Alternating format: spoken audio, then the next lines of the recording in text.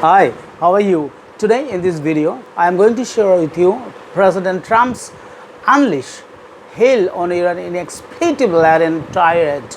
Okay, so Donald Trump has issued an expletive-laden warning to Iran that it has until tomorrow night to reopen the Strait of Hormuz, or his forces would obliterate the country's power stations and bridges.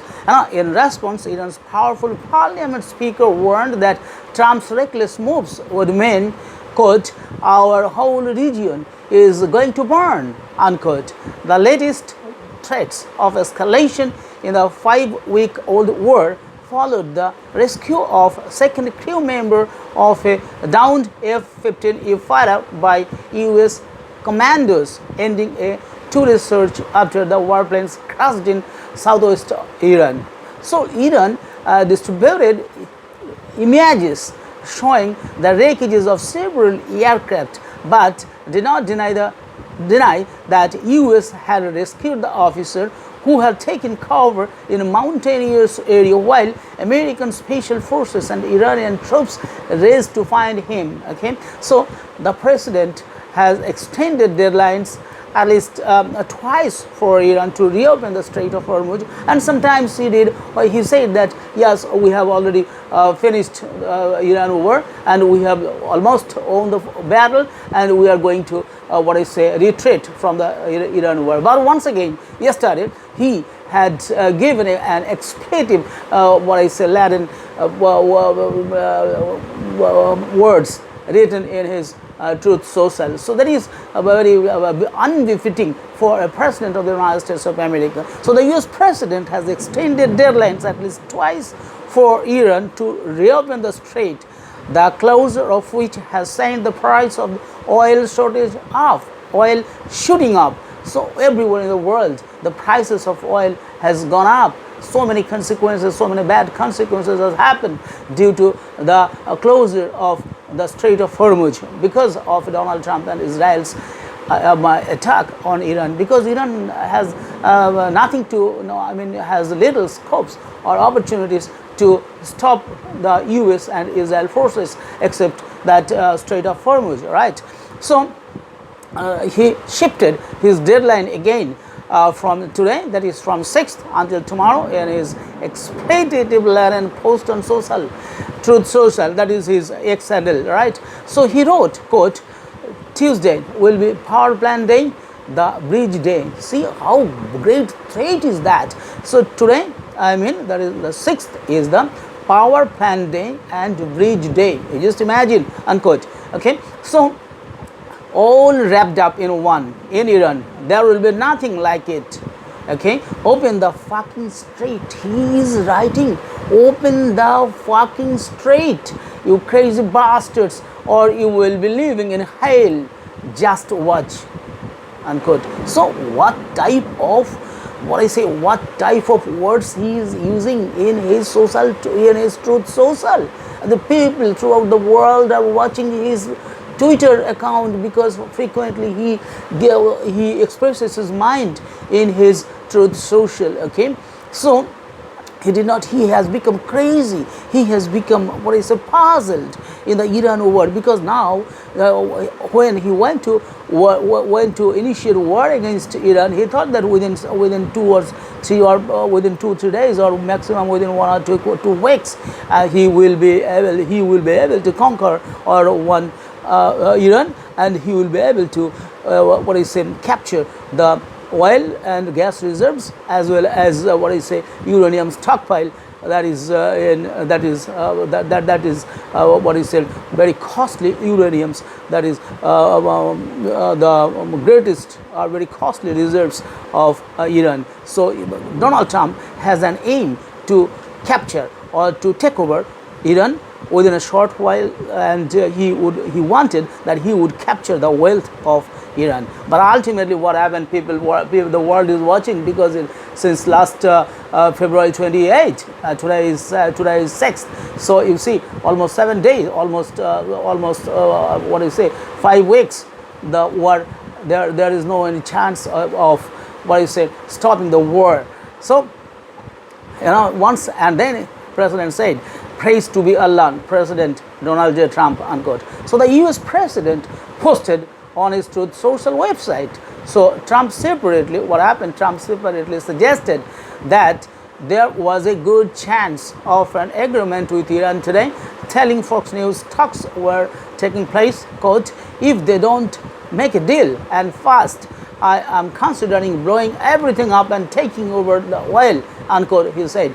He wants to take over the oil reserves of Iran. That is his ultimate aim. People throughout the world, all the global leaders know about the hidden intention of Donald Trump. Okay, so Trump has repeatedly said since the US-Israeli war started on February 28, that Iran wants to make a deal. But actually, Iran never said that he will make a deal with Donald Trump or the United States of America. So Iran has acknowledged that messages have been passed between the two sides, including through Pakistan, but Tehran insists it has not entered into peace talks.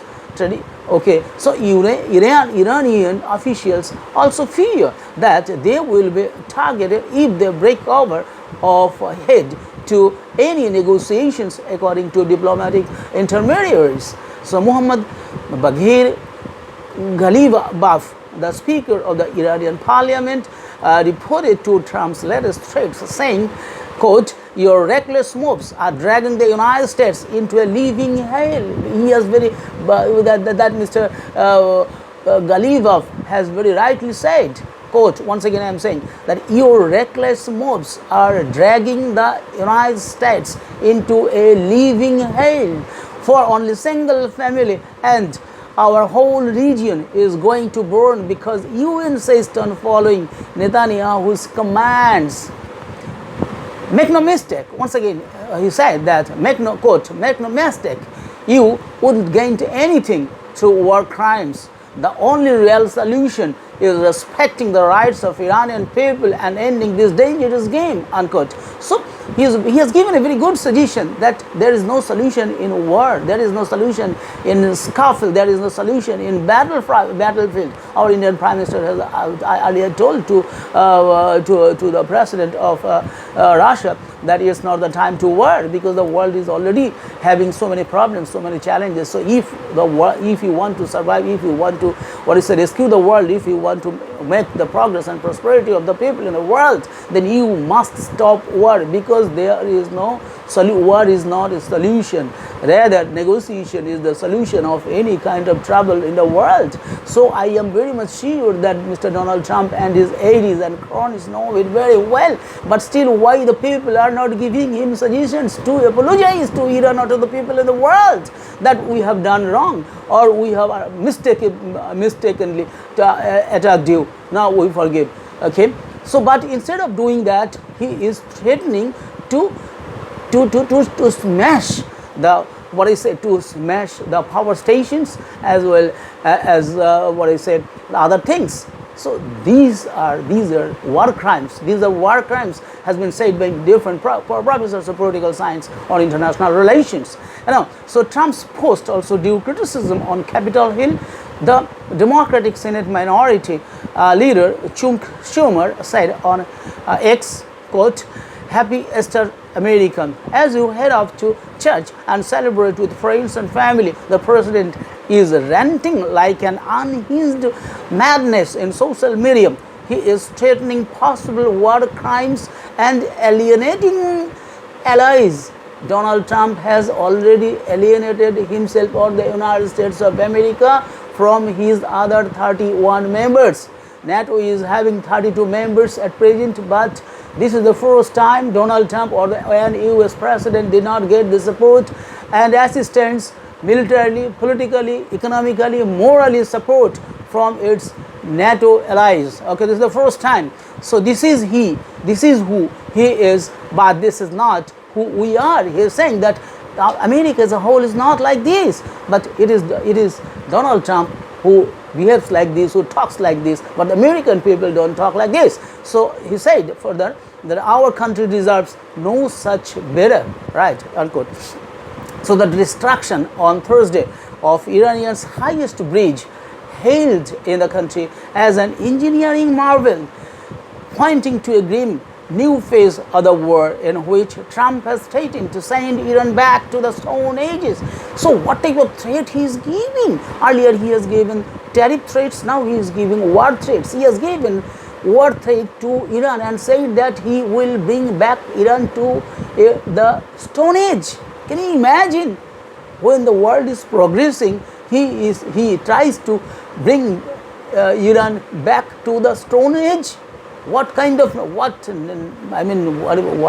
bad word, what a filthy word, what an undemocratic word he is using. So during war, international law protects civilians and what are known as civilian objects, such as infrastructure, rules that are enshrined in the Geneva Convention. So this, saying these and doing these and killing innocent people, killing students, killing, damaging universities, colleges, schools, medicine shops, all these are war crimes, because the Geneva Convention does not allow these. Geneva Convention says that you will have to protect civilian objects. Civilian objects should not be targeted by any party in a war. Okay, so Una Hathaway, a professor of international law at Yale University, she is a very good, very renowned professor, said Trump had offered no explanation that would make the civilian objects he has threatened to target into law military objectives. She also warned that other nations had an objection to ensure respect of Geneva Conventions and not to aid and abet wrongful acts. That is why people know, the world leaders know, that the countries or the people should not aid and abet war crimes, because that is wrongful act. Okay, so she once again said, quote, if these attacks were to be carried out, they would constitute war crimes. War crimes, remember, war crimes, unquote, said Hathaway. Once again, she said, adding that, quote, immiserating the civilian population for bargaining leverage is not lawful, unquote. Iranian steel manufacturing sites, petrochemical plants, universities and medical facilities have all been bombed in the US-Israel campaign. Can you imagine? Can you imagine the distressful condition the Iranian people are suffering from? Can you imagine that the children and the old people? Can you imagine that the ill and ailing people and the unwell people are suffering there? What kind of problem they are suffering? So about 81,000 civilian sites have been damaged. It has been written in the Guardian, today's newspaper, 6 April 2026. Okay.